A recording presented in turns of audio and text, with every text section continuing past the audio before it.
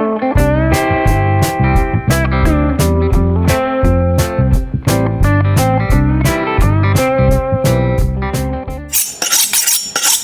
hi guys. Alec, Peirce at the ranch. Just keeping my knife sharp here, my steak knife, and here we are. And I'm just in the middle, about halfway through, getting our deer ready to be packaged before we freeze it, and then have it ready to eat all winter long. You may know from my previous video that I was successful this year in the deer hunt again. Usually are. And we got a nice buck. Not a big buck, probably 3 years old. Didn't have big antlers on him, but boy, there's a lot of meat. Heavy body on him. So that's great. And we had a lot of meat from that buck. It wasn't badly shot up, and a little bit of care. We got a lot of meat. So, and I think Kevin has a video of some of the processes that happened before. Of course, I took the buck, and then we cleaned it and hung it up, and it hung for 2 weeks. Hanging, if you don't know, simply makes it more tender. The meat starts to break down a little bit, and it makes it much more tender when you cook it and eat it. And then we skinned it, and we did a video on skinning. We do everything the easiest way possible now. I used to get my skinning knife out and skin the whole deer. Boy, it took a long time. Now we don't. Now we'll hook it up to the tractor and skin it in 10 minutes. Yeah, so you might want to see that video, how to skin a deer using a tractor. And then after it was skinned, my friend Fred, my hunting buddy Fred, came over and we butchered it up. And when we butcher a deer, we take it completely apart, remove all the bones, so it's only pure meat left, take all the grizzle, all the fat. There wasn't much fat on that deer. Pretty amazing, not very little fat at all. Take all the fat, all the grizzle off. In fact, we're butchering that meat up now. Here's a pot with all the grizzle. You see that grizzle, or silver they call it sometimes, that all comes off. And so all you're left with is absolutely pure meat. Look at that piece of venison.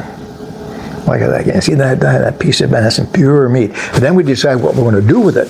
Some of the meat is used in roasts. If it's a rump roast, or a hindquarter roast, we make up a few roasts. We don't use a lot of venison roast, but a few roasts. We make them small, maybe as big as your fist, maybe smaller, more than enough for 3 or 4 people, because venison is very dense meat.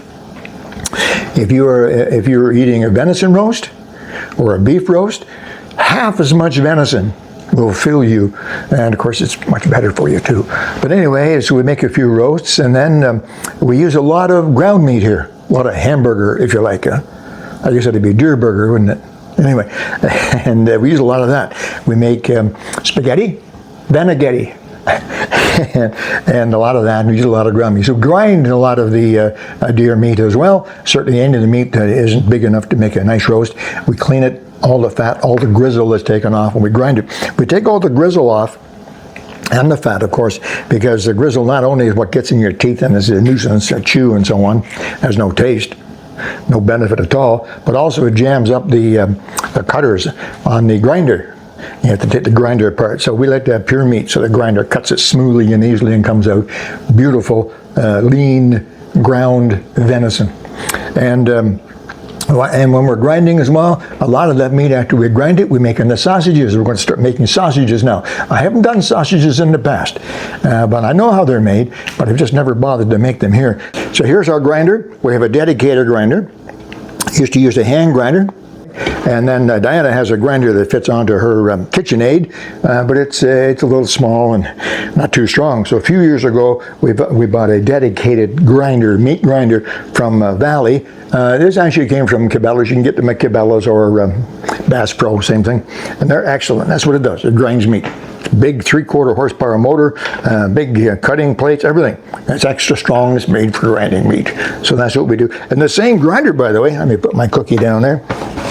The same grinder, by the way, is also used to stuff the sausage. So this fits on like so, and then we use natural casings. These are genuine animal casings, like that, and they make the sausages that are they're about an inch, maybe a bit more than an inch in diameter. That's really nice. And you may know a few things that you may know, but you may not know. And one thing is that venison meat is so lean, so pure, red, beautiful meat that you can't, well, you can, but you, generally speaking, do not want to eat it unless it's mixed with something else. So generally, we mix it with pork. A lot of people use ground pork. We use lard. This is genuine pork lard. Lard, you may know this. Lard is the inside fat. It's not fat. It's not like this stuff here on the outside.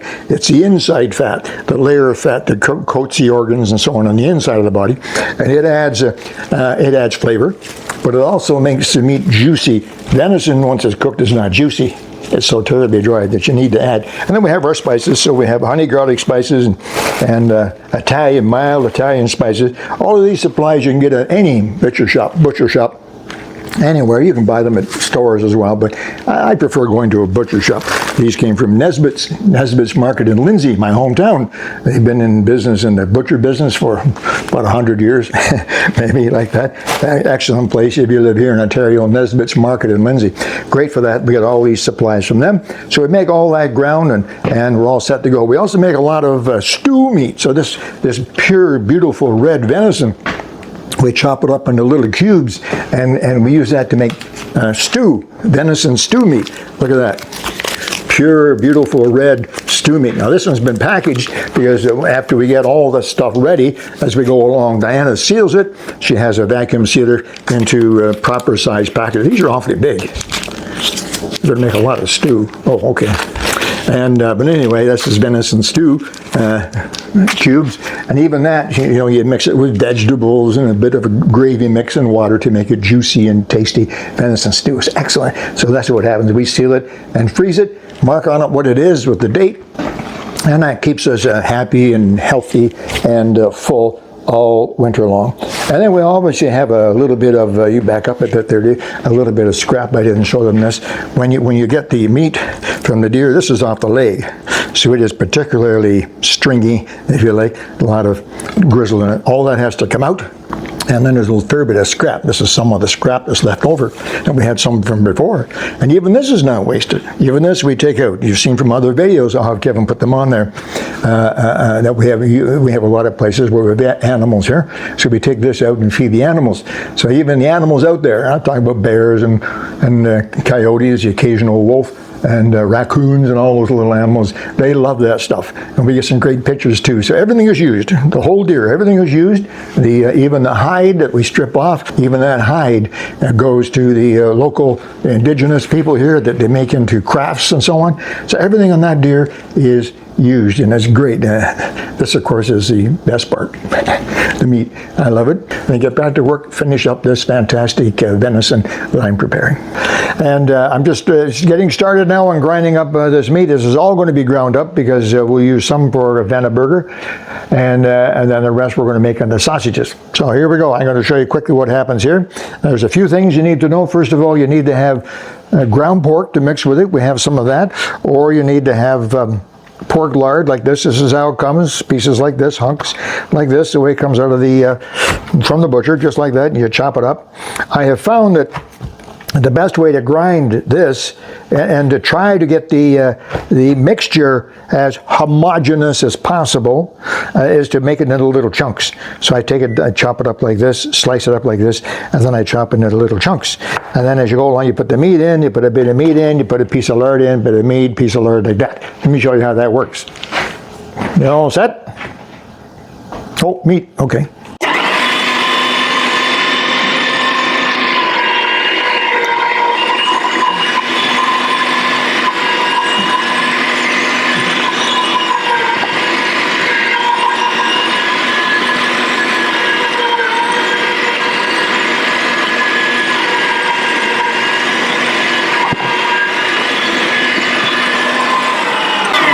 Yeah, really simple. The machine does all the work for you. And just look at that. Look at that fantastic ground venison coming out of there. Nicely mixed in with a good pork lard. And then we're all set to go. Some of this will be packaged up as ground venison, and we will use it for all kinds of products. But then the rest we're going to make on the sausages. So I have here another, just to show you another couple of things. This is what a natural sausage casing looks like when you get it from the butcher.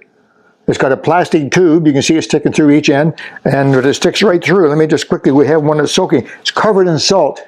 Salt is there to preserve it, keep it good. You have to soak them in the water, for 45 minutes to an hour, and that softens them right up. They're still strong. So that's what it looks like now, you see. And then, sorry, and then when you're ready to put it on the stuffer, then that's where this plastic tube comes in. Because what you do then, you take your stuffer, which is mounted on the machine, and this stuffer goes inside like so. You slide it all the way in, and then you pull the casing over top of the stuffer. Pull out the plastic, hold the casing in place, pull out the plastic tube, and you're all ready to start stuffing. Tie a knot in the end and start stuffing. And you have to remember to mix in your spices. So we got honey garlic sausage spice here, and we got mild Italian sausage spices. These are all pre-mixed spices. Okay, all these stuff, by the way, comes from your local butcher. No matter where it is, every butcher has this. Don't get this at a sporting goods store. Or, it's up to you, of course, but I don't get it from a sporting goods store. It's a heck of a lot more money to start with. I mean, all this pork lard here costs us $17. So $15 or so will give you. We'll have enough left over for probably another year or two. Same with the spices. It comes in bulk like this.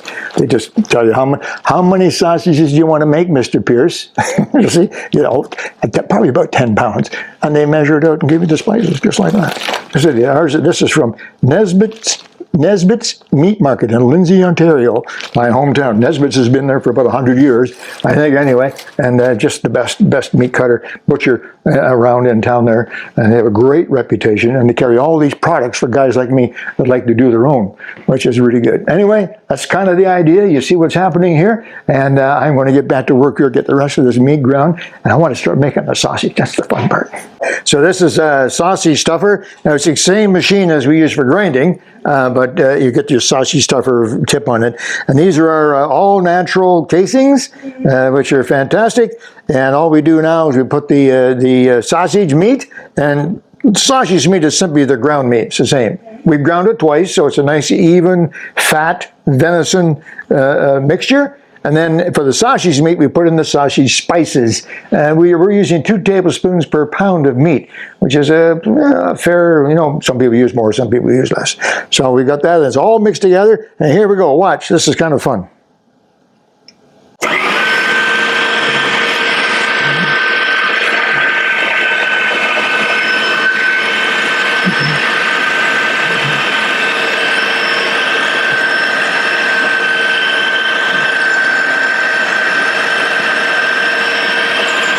That's just that easy. Push the meat down, pull this casing off, and fill it up. So you get these beautiful, nice, large dinner type sausages. And when we're finished, you just twist them, give it a sharp twist, and it'll twist into whatever length you want. Little breakfast sausages or nice big supper sausages, anything you want. Anyway, I'd love to keep talking to you guys, but I can't wait to try one of these sausages. I'm going to keep working here. See ya. Alec, Peirce at the ranch. Bye-bye.